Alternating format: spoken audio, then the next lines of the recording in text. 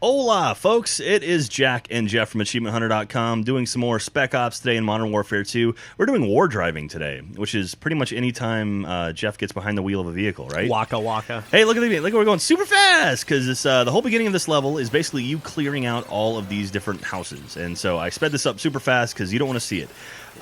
We pretty much worked our way forward. There are 3 different laptops in this whole spec op, and you want to label them like A, B, and C? Sure. Okay, so the first one on your left is A, the second one on your right is B, and the furthest one is C. The way you want to play this level is first clear out all the houses. We went A, B, C, clearing out every single house, making sure there's no guys in there, picking up claymores. Not getting the intel. Yes, and also not picking up the intel. Just clearing the houses out first, trying to get this as empty as possible. Kill every enemy on the map you can. Absolutely. Before you do that. Just go ahead and wipe out as many guys as you possibly can. Make sure it's completely empty. If you want to pick up the turrets or the sentinels, I totally ruined that one, but you couldn't see it because it was going by so fast.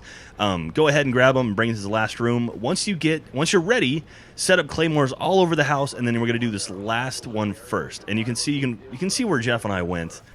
So we made it upstairs, and I'm following Jeff because he's my honey bunny. Aww. And what you want to do really is hide in the upper levels as much as possible. You're going to get a lot of good perspectives on the guys running in, and don't forget to hit your right on your D-pad in order to laze the houses so your BTR does some damage. Or what is that? The honey badger? What is it called? Something like that. Yeah, anyway, so make sure you use that.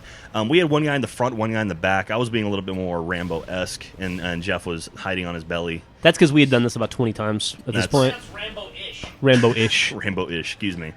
And so, once, pretty much set up here, make sure all the guys are clear. You can actually see our transmission got disrupted.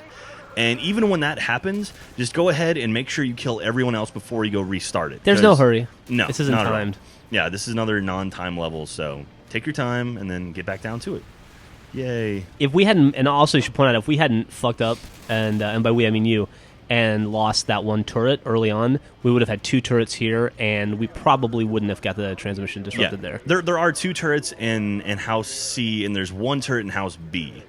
And carpool them together. Yeah, and basically, just walk those things around and just have them with you. And those will do most of the work. And then also right back here at the very beginning is a ammo refill. And so we all take advantage of that, too. So this is you trying to find placement for the turret. I felt good about that placement. Right there? The corner? Yeah.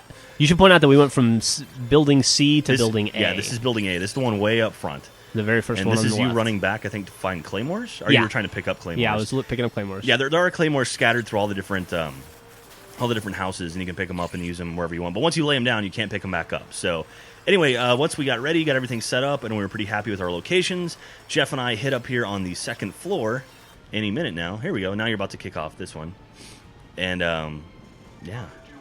This is a long fucking video. I don't remember it being this long for some reason. Well, we're already 14 minutes into it. That's true. Good Lord, man. This one sucks to screw up on. Yeah. So this one here, this is another, basically kind of mark out who wants to shoot at what. Like, we're kind of going back and forth between the garage and the front door. Oh, look, someone hit a claymore. Oh, yeah, honey badger. There you go. Yay. Remember to laser your targets, children. Always laser your targets. Always laser your targets and get your candy X-rayed. That's right. So we spent a lot of time up here just pretty much making sure that, making sure no bad guys were trying to kill us. And look at those guys are running right next to our armored vehicle, and our armored vehicle just kind of sitting there like, oh, no, whatever.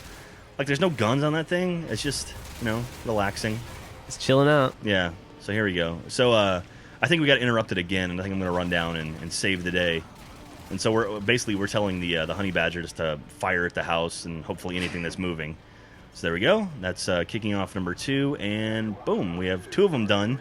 Now we've got one more house left. We got House B, which is actually, I would say, the easiest house. Absolutely. That's why you saved it for last. Yeah. Yes. I think this is the hardest house, actually, A. A was the hardest? Yeah, I think so. Yeah, C was a little tricky, though. But, yeah, B is definitely the easiest. So once you set all your claymores out, everything ready to go, and then we're going to go upstairs.